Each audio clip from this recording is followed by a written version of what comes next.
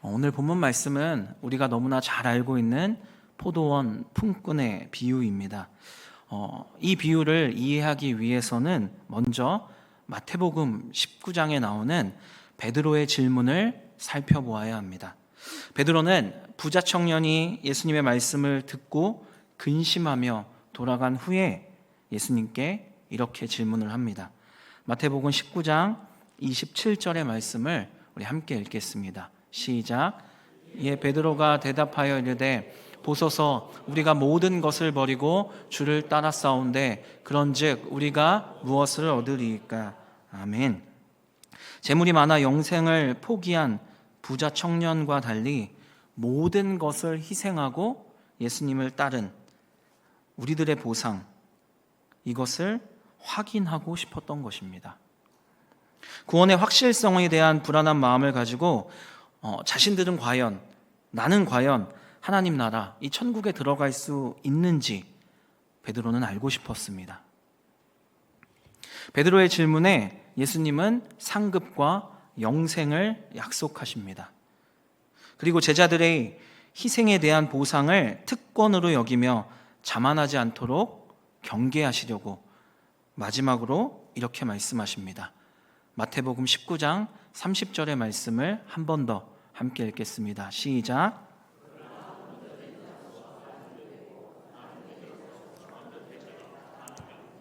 아멘. 예수님의 이 엄정한 선언을 하신 후 제자들이 이 말씀의 의미를 오해하지 않도록 바로 시각적으로 바르게 이해할 수 있도록 포도원 품꾼 비유를 말씀해 주신 것입니다. 그리고 포도원 품꾼 비유를 다 말씀하신 후에 다시 한번 똑같은 경고의 말씀을 하십니다. 이와 같이 나중된 자로서 먼저 되고 먼저 된 자로서 나중되리라. 다시 한번 말씀하십니다. 예수님께서는 왜 두 번이나 같은 경고의 말씀을 제자들에게 하신 것일까요? 제자들에게 있는 문제 때문이었습니다. 마태복음 19장을 다시 보시면 예수님이 부자가 천국에 들어가는 것이 낙타가 바늘구멍에 들어가는 것보다 어렵다고 말씀하십니다. 이 말을 들은 제자들은 충격을 받고 이렇게 예수님께 다시 묻습니다. 그렇다면 누가 구원을 얻을 수 있습니까? 제자들의 그 질문에 예수님은 천국의 원리를 가르쳐 주십니다. 마태복음 19장 26절의 말씀입니다. 예수께서 그들을 보시며 이르시되 사람으로는 할 수 없으나 하나님으로서는 다 하실 수 있느니라. 아멘. 예수님께서 말씀하신 천국의 원리는 사람으로선 할 수 없다라는 것입니다. 사람으로선 할 수 없다. 도덕적 고결함, 많은 재물, 종교적 열심 등 인간이 가진 그 어떤 조건과 노력으로도 스스로를 구원하는 것은 100% 불가능하다는 선언입니다. 하지만 낙타가 바늘구멍으로 들어가는 것은 인간에게는 불가능한 일이지만 온 세상 우주 만물을 창조하신 하나님께는 아무것도 아닙니다. 즉 구원의 주권은 오직 하나님께만 있다. 구원의 주권은 오직 하나님께만 있다는 것을 예수님께서는 제자들에게 분명하게 알려주신 것입니다. 이것이 성경이 말하는 천국의 원리입니다. 구원의 주권은 하나님께 있다.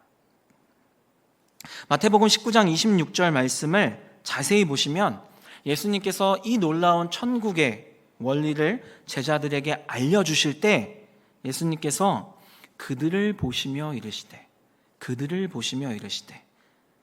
제자들을 보시며 말씀하셨다고 성경은 말합니다.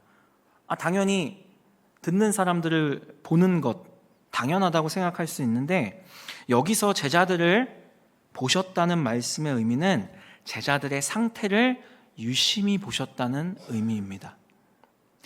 자기들 구원의 불완전성을 걱정하는 제자들의 염려를 알고 계셨고 제자들의 마음속에 있는 문제도 알고 계셨다는 의미입니다. 너희 힘으로 절대로 천국에 들어갈 수 없을 것 같아 낙심하고 있냐? 걱정하지 마라. 내가 내 능력으로 너희를 천국에 들여보낼 것이다.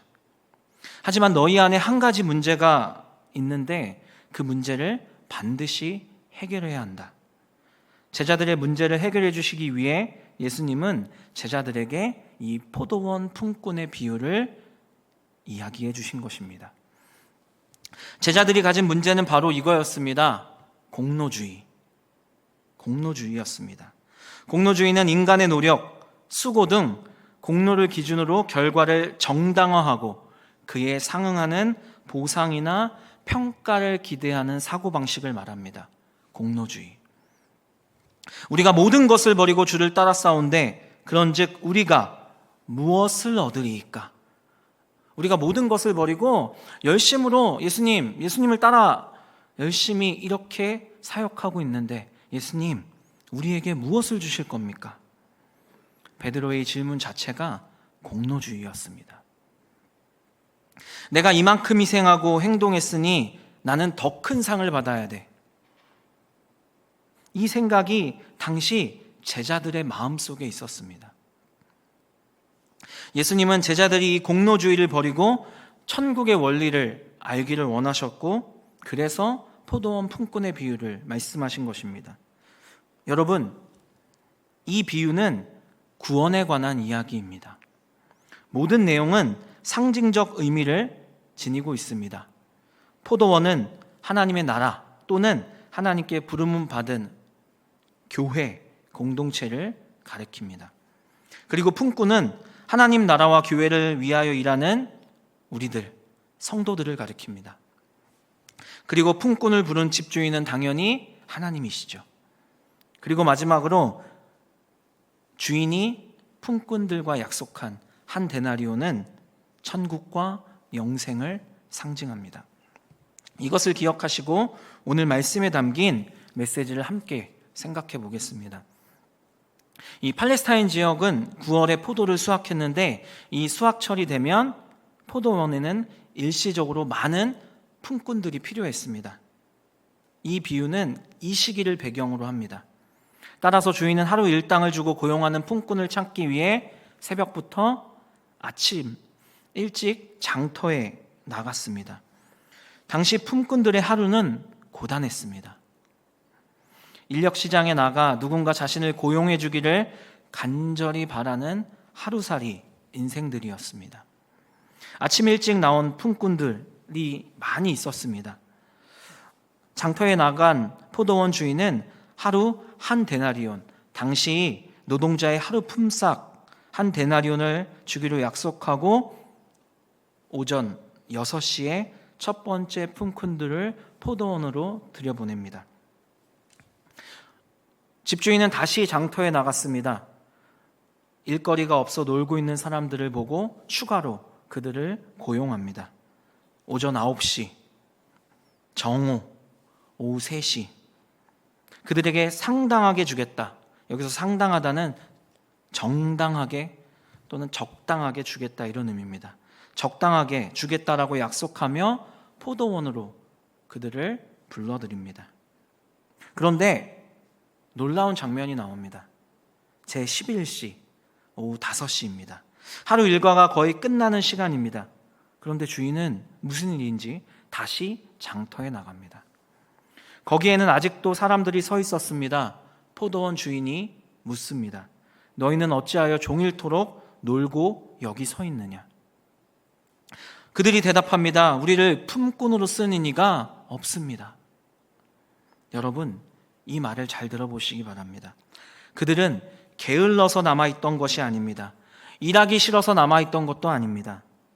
누구도 그들을 선택해주지 않았던 것입니다. 그런데 보통 하루의 일과가 끝나기 1시간 전인 오후 5시에 주인이 그들을 찾아온 겁니다. 그리고 말합니다. 너희도 내 포도원에 들어가라. 여전히 일자리를 얻지 못해 서성이는 사람들에게 일자리를 제공해 줍니다. 이 시간에 품꾼을 들여보내는 것은 경영학적으로 아무런 유익이 주인에게 없습니다. 생산성 향상이나 노동력 확보를 위한 결정이 아니었습니다. 이런 결정을 한 것은 오직 한 가지 이유, 일자리가 없어 굶주릴 그 품꾼과 그들의 가족들을 향한 주인의 긍휼한 마음이었습니다. 우리는 제11시에 부름을 받은 품꾼의 마음에 감정을 이입해 볼 필요가 있습니다. 오전 6시, 9시, 12시, 오후 3시 시간이 흐를 때마다 건장하고 쓸만한 사람들이 다 뽑혀 나갑니다. 오후 5시까지 장터에 남아있던 사람들은 어떤 사람들이었을까요? 왜소하고 몸이 약하거나 나이가 많거나 어딘가 장애가 있어서 아무도 거들떠보지 않는 가장 경쟁력이 없는 낙오자들이었을 것입니다. 그들은 하루 종일 장터 한 구석에서 초조함과 절망과 수치심을 견뎌야 했습니다. 오늘도 공치고 빈손으로 돌아가면 내 아내와 아이들이 굶을 텐데. 그들의 고독과 비참함 속에 시간은 흘러 오후 5시가 되었을 때 포도원 주인이 와서 자신들을 불러준 것입니다. 이것은 단순한 채용이 아니라 죽어가는 한 인생과 그 가정을 살리는 구원의 손길이었습니다. 이제 하루 일과가 끝나는 오후 6시가 되었습니다. 이 비유에서 가장 이해하기 어렵고 놀라운 장면이 시작됩니다. 주인은 청지기에게 나중에 온 사람부터 품삯을 주라고 말합니다. 제11시에 온 사람들이 앞으로 나옵니다. 그들은 속으로 이렇게 생각했을 것입니다. 1시간밖에 일하지 못했는데 얼마나 주실까? 그런데 청지기가 그들의 손에 한 데나리온을 올려놓습니다. 그들은 믿을 수가 없었습니다. 한 데나리온, 노동자의 하루 품삯입니다. 1시간밖에 일하지 않았는데 하루 품삯을 받은 것입니다. 사랑하는 여러분, 이것이 성경이 말하는 은혜입니다. 은혜는 계산되지 않습니다. 은혜는 받을 자격이 없는 사람에게 베풀어 주시는 하나님의 선물입니다. 아마 그 사람은 돈을 바라보다가 주인의 얼굴을 바라보았을 것입니다.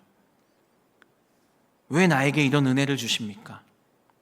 오늘 우리 가족들이 굶지 않아도 돼. 아마 연신 감사의 인사를 하며 눈물을 흘렸을 것입니다. 제11시 오후 5시에 온 사람이 겨우 1시간 일했는데 한 데나리온씩을 받았습니다. 아침 일찍 가장 먼저 새벽 6시에 온 사람들, 그 장면을 보고 마음속으로 계산을 하기 시작합니다. 그럼 나는 얼마를 받을까? 12배는 받겠지? 이렇게 기대했으나 똑같이 한 데나리온씩을 받습니다. 일찍 온 품꾼들이 주인을 원망합니다. 나중 온 이 사람들은 1시간밖에 일하지 아니하였거늘 그들을 종일 수고하며 더위를 견딘 우리와 같게 하였나이다. 주인을 원망합니다. 그때 주인은 이렇게 대답합니다. 친구여, 내가 내게 잘못한 것이 없노라. 내가 나와 한 데나리온의 약속을 하지 아니하였느냐? 내 것이나 가지고 가라. 나중 온 이 사람에게 너와 같이 주는 것이 내 뜻이니라. 내 것을 가지고 내 뜻대로 할 것이 아니냐? 내가 선함으로 내가 악하게 보느냐? 아멘. 여러분 잘 보시기 바랍니다. 돈이 문제가 아닙니다. 먼저 온 자들은 이미 주인과 약속한 한 데나리온의 품삯을 받았습니다. 주인은 약속을 어기지 않았습니다. 문제는 비교입니다. 비교가 문제입니다. 비교하는 순간 오늘 나를 고용해 준 주인에 대한 감사가 사라졌습니다. 비교하는 순간 은혜가 공로로 바뀌었습니다. 처음에는 감사했던 한 데나리온이 남과 비교하는 순간 부족해졌습니다. 부족하다고 느껴졌습니다. 우리는 세상의 법칙에 너무나 익숙해져 있습니다. 세상은 철저히 인과율, 기브앤테이크, 공로주의로 움직입니다. 일한 만큼 받고 노력한 만큼 대가를 얻는 것, 아니 그것보다 더 받을 수 있으면 좋다. 이게 정의요 상식입니다. 이 상식이 깨질 때 우리는 분노하고 억울해하죠. 오늘 본문에 등장하는 이른 아침부터 일한 품꾼들의 분노가 바로 그렇습니다. 그들의 원망은 지극히 상식적이고 합리적입니다. 공감이 됩니다. 하지만 예수님은 이 비유를 통해 세상의 상식을 완전히 뒤엎는 하나님 나라의 독특한 원리를 보여주십니다. 그리고 오늘 이 말씀을 통해 우리 자신을 객관적으로 돌아보길 원하십니다. 과연 우리는 이 비유 속에서 누구의 자리에 서 있는가? 나는 몇 시에 온 품꾼일까? 이것을 생각해 보길 원하십니다. 우리는 살아가면서 끊임없이 비교합니다. 나는 저 사람보다 더 열심히 했는데, 나는 저 사람보다 더 교회 오래 다니고 오래 믿었는데, 내가 더 많이 헌금했고, 내가 더 많이 봉사했고, 내가 더 많이 기도했는데, 내가 새벽 기도를 몇 년을 했는데, 그리고 마음속으로 생각합니다. 하나님이 분명히 차이를 두실 거야. 나에게 저 사람보다 더 높은 자리를, 더 많은 세상적인 복을 주실 거야. 그렇게 하셔야 돼. 그런데 오늘 예수님께서는 우리의 상식을 완전히 뒤집는 말씀을 하십니다. 나중온 이 사람에게 너와 같이 주는 것이 내 뜻이다. 1시간 일한 사람에게도 하루 품삯을 주셨습니다. 우리는 이 비유를 읽을 때 자연스럽게, 아주 자연스럽게 가장 먼저 온 사람의 입장에 서게 됩니다. 내가 가장 먼저 온 사람이라고 당연하게 생각합니다. 나는 새벽 6시에 가장 먼저 포도원에 들어가 하루 종일 더위를 참으며 일한 사람이라고 생각합니다. 그리고 예수님께 불만을 말합니다. 예수님, 그건 너무 불공평한 것 같습니다. 내가 더 열심히 했는데 나에게 더 큰 복을 주셔야죠. 아무리 못해도 이 정도는 해주셔야죠. 사랑하는 성도 여러분, 그런데 우리는 기억해야 할 것이 있습니다. 우리가 먼저 하나님을 찾았습니까? 아닙니다. 하나님께서 우리를 먼저 찾아오셨습니다.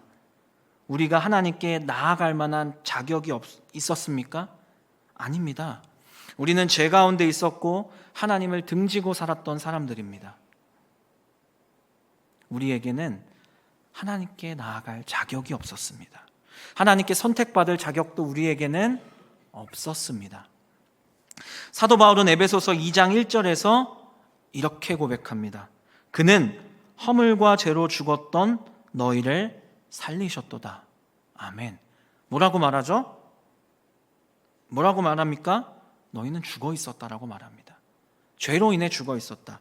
죽은 사람이 어떻게 하나님을 찾아갈 수 있겠습니까? 없습니다. 하나님께서 먼저 우리를 찾아오셨고 우리를 구원하셨습니다.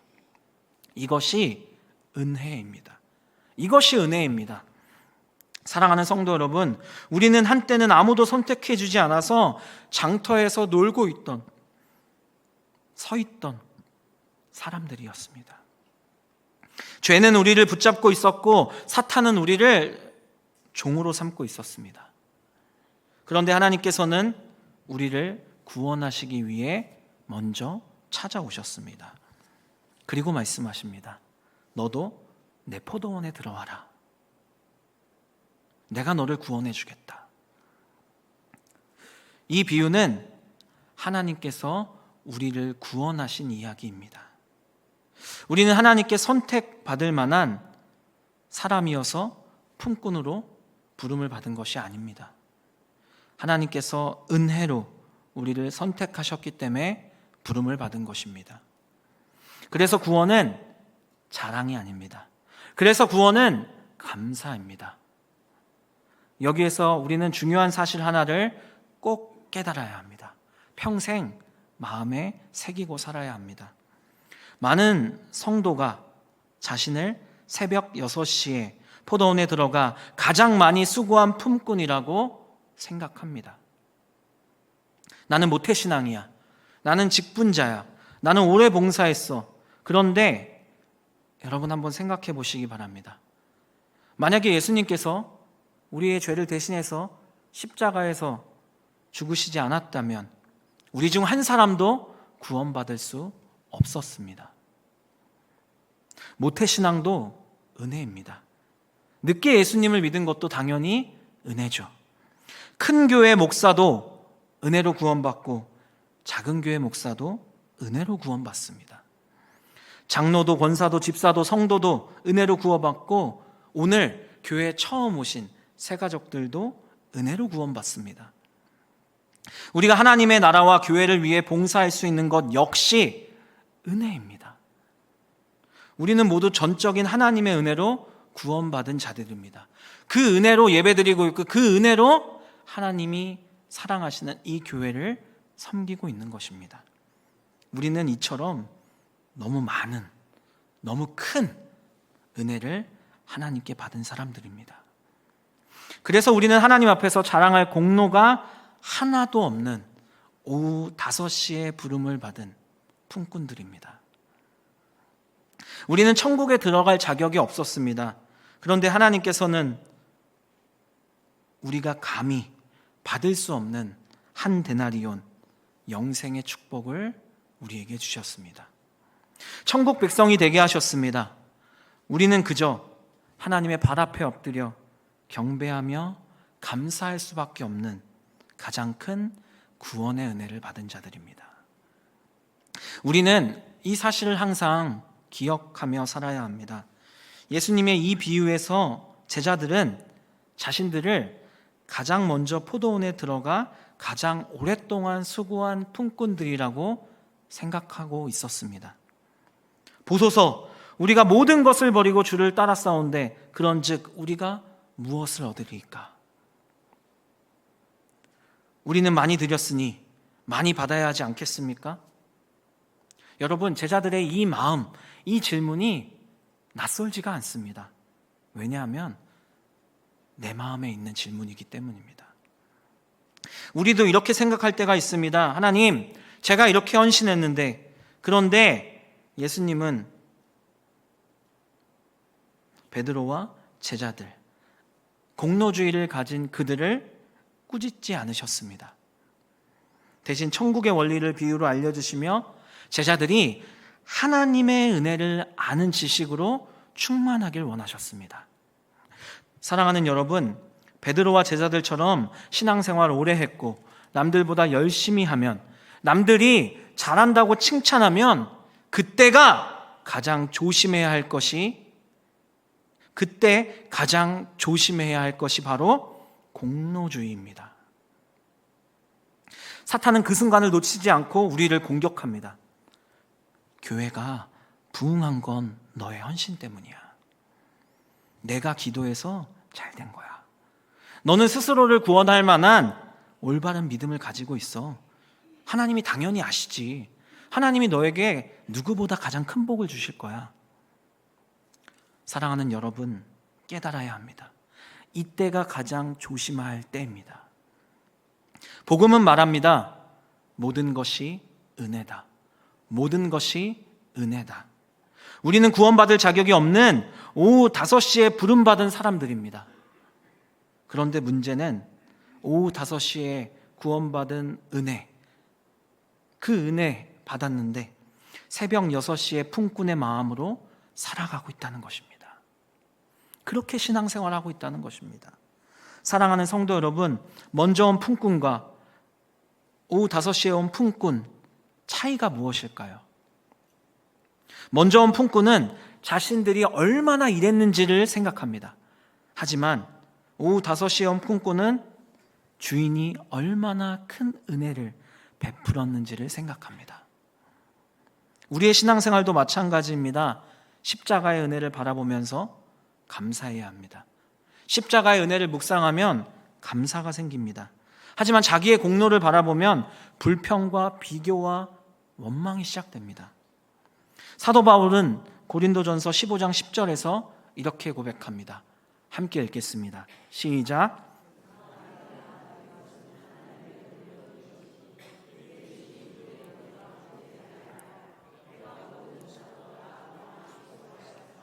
내가 한 것이 아니요 오직 나와 함께 하신 하나님의 은혜로다. 아멘.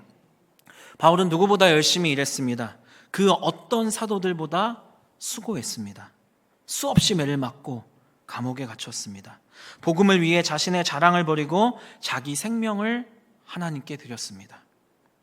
그러나 그는 마지막까지 이렇게 고백합니다. 내가 한 것이 아닙니다. 오직 하나님의 은혜입니다. 왜입니까? 바울은 자신이 원래 어떤 사람이었는지를 잊지 않고 있기 때문입니다.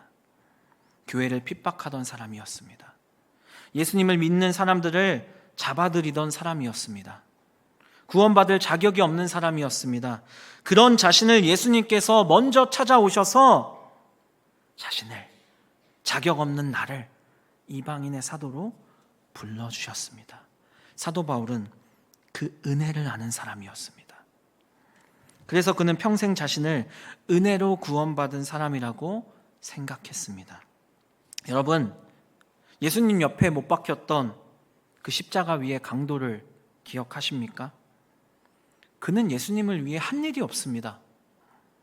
그저 다른 강도가 예수님을 비방할 때 꾸짖으며 우리는 우리가 행한 일에 상당한 보응을 받은 것이나 이 사람이 행한 것은 옳지 않은 것이 없느니라 하고 이르되 예수여 당신의 나라에 임하실 때에 나를 기억하소서. 이렇게 말한 것밖에 없습니다. 그 사람 헌금도 하지 않았어요. 봉사도 하지 않았어요. 선교도 하지 못했고 교회 한번 나가지 못했고 오히려 강도짓을 했습니다. 그런데 예수님께서 말씀하셨습니다. 오늘 내가 나와 함께 낙원에 있으리라. 아멘. 그는 오후 5시에 온 품꾼이었습니다.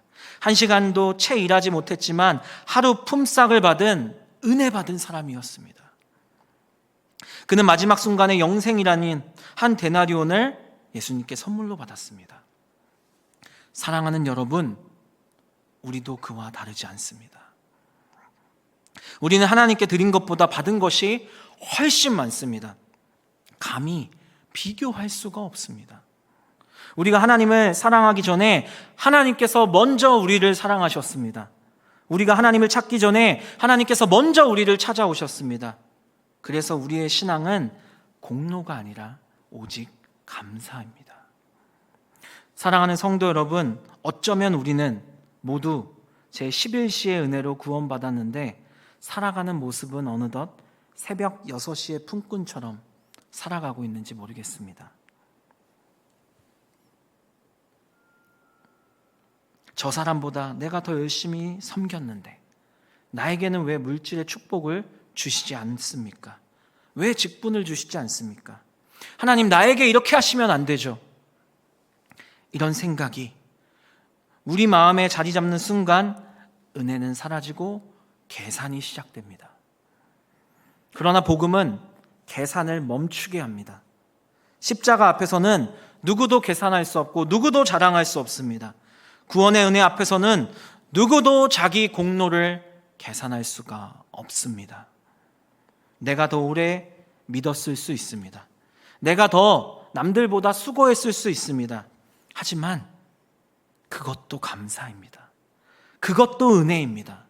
내가 먼저 믿은 것, 내가 더 많이 수고한 것, 그게 은혜입니다. 우리는 모두 예수 그리스도의 십자가 보혈의 은혜로 구원받은 사람들입니다. 그래서 교회는 공로를 자랑하는 공동체가 아니라 하나님의 은혜만을 자랑하는 공동체가 되어야 합니다. 저는 설교를 준비하면서 이런 상상을 해봤습니다. 그날 저녁에 집으로 돌아간 오후 5시의 품꾼들, 가족들에게 무엇이라고 말했을까요? 생각해 보신 적 있으십니까? 아마 이렇게 말하지 않았을까요? 오늘 나에게 믿기지 않는 일이 일어났어. 아침부터 나를 불러주는 주인이 없어서 오늘 겨우 1시간밖에 일하지 못했어. 그것도 은혜인데, 그런데 그 주인이 하루 품삯을 다 준 거야. 그런 주인은 처음 봤어. 나는 오늘 큰 은혜를 받았어. 그 가족은 그날 이후 그 주인을 잊지 못했을 것입니다. 사랑하는 성도 여러분, 우리도 그 사람과 같습니다. 하나님은 우리에게 가장 큰 은혜를 주셨습니다. 예수님을 주셨습니다. 죄사함을 주셨습니다. 영생을 주셨습니다. 하나님의 자녀가 되는 권세를 주셨습니다. 성령님을 보내주셨습니다. 천국을 약속하셨습니다. 우리는 가장 큰 은혜를 받은 오후 5시에 부름받은 사람들입니다. 오늘 예수님은 우리에게 묻고 계십니다. 너는 몇 시에 포도원에 들어간 품꾼의 마음으로 살아가고 있니? 혹시 새벽 6시에 부름받은 품꾼처럼 계산하며 신앙생활하고 있지는 않습니까? 비교하며 신앙생활하고 있지는 않습니까? 불평하며 신앙생활하고 있지는 않습니까? 하나님과 교회의 섭섭함을 품고 신앙생활하고 있지는 않습니까? 오늘 예수님은 우리를 다시 오후 5시의 자리, 가장 큰 은혜의 자리로 초대하십니다. 너는 자격이 없었지만 내가 너를 불렀고 내가 너를 구원하였어. 너도 십자가의 은혜로 한 데나리온을 받은 사람이야. 이 사실을 기억하는 사람은 교만할 수 없습니다. 비교할 수 없습니다. 불평할 수 없습니다. 평생 자기 공로를 자랑할 수 없습니다. 내가 더 수고할 수 있음에, 내가 더 섬길 수 있음에, 내가 더 많이 드릴 수 있음에 오직 감사할 뿐입니다. 사랑하는 성도 여러분, 우리 이렇게 고백하며 살아갑시다. 제가 오늘도 주님의 포도원에서 일할 수 있는 것이 오직 은혜입니다. 저를 구원해 주신 은혜 정말 감사드립니다. 나의 나된 것은 오직 하나님의 은혜입니다. 이와 같이 나중된 자로서 먼저 되고 먼저 된 자로서 나중되리라. 스스로 먼저 되었다고 생각하며 공로를 자랑하는 자는 은혜 밖으로 밀려나 나중될 것입니다. 그러나 스스로 자격 없는 나중된 자임을 고백하며 하나님의 은혜만을 자랑하는 그 사람들은 하나님의 풍성한 은혜를 누리며 먼저 된 자의 삶을 살게 될 것입니다. 항상 기억합시다. 우리는 가장 큰 은혜를 받은 오후 5시에 부름받은 품꾼들입니다. 그러므로 공로를 내려놓고 은혜를 붙드시기 바랍니다. 구원의 그 은혜, 그 감격을 회복하시기 바랍니다. 감사를 회복하시기 바랍니다. 비교를 내려놓으시기 바랍니다. 예수 그리스도의 십자가를 바라보며 오늘도 하나님의 은혜만을 자랑하는 평생 충성하는 일꾼, 저와 여러분 되시기를 주님의 이름으로 축원합니다.